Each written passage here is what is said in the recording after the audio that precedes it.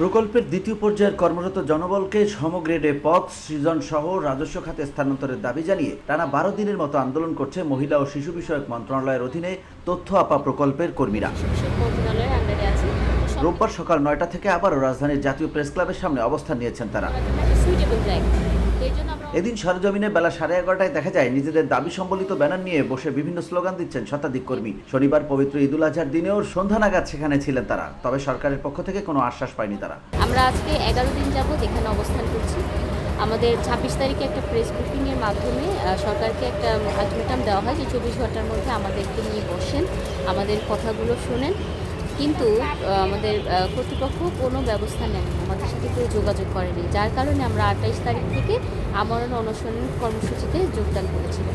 তথ্য আপাদের 4 দফা দাবি হলো প্রকল্পে কর্মরত সব জনবলকে সমগ্রেডে পদ সৃজন করে রাজস্ব খাতে স্থানান্তর। যেহেতু রাজস্ব খাতে স্থানান্তরের জন্য সময়ের প্রয়োজন, তাই প্রয়োজনীয় সময় 3 থেকে 5 বছরের প্রকল্প মেয়াদ বৃদ্ধি। পদ সৃজন করে রাজস্ব খাতে স্থানান্তর সম্ভব না হলে মহিলা ও শিশু বিষয়ক মন্ত্রণালয়ের শূন্য পদের ভিত্তিতে সমগ্রেডে আত্মীকরণ এবং কর্তন করা বেতন ও ভাতা দ্রুত সময়ের মধ্যে পরিশোধ করা।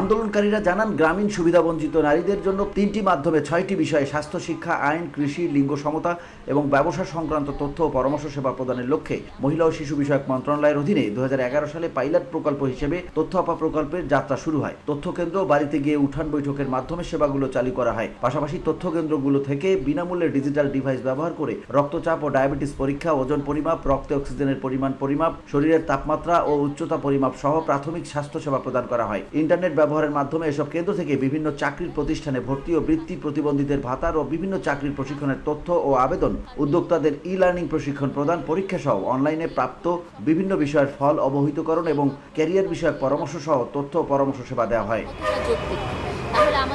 VOD Bangla news desk.